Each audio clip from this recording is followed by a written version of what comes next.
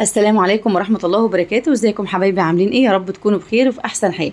كل سنة وانتم طيبين، ينعاد عليكم الايام بخير. والنهاردة ذكرى ميلاد اشرف خلق الله سيدنا محمد عليه افضل الصلاة والسلام. اللهم اجعله شفيعا لنا يوم القيامة يا رب العالمين.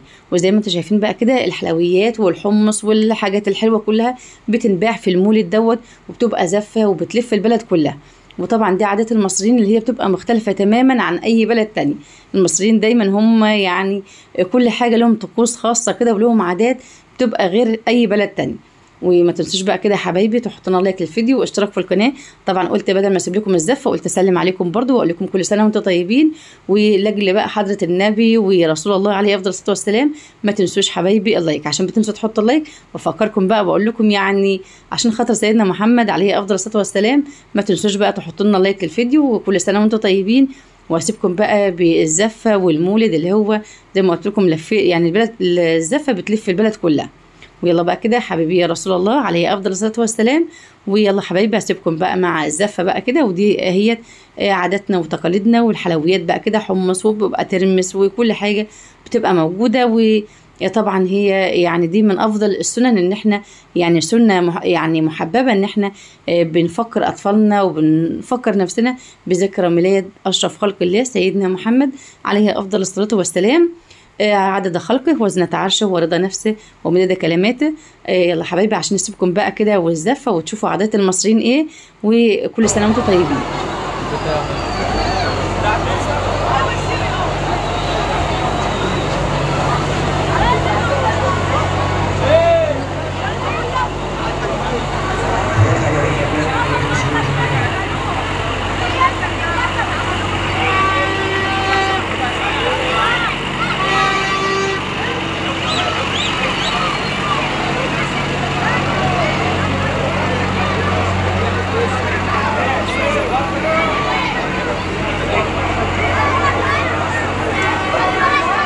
الفتحة لعم حسعد كربلاء علي بالحلال، والفتحة لعم رضا كربلاء يشرف علي بالحلال.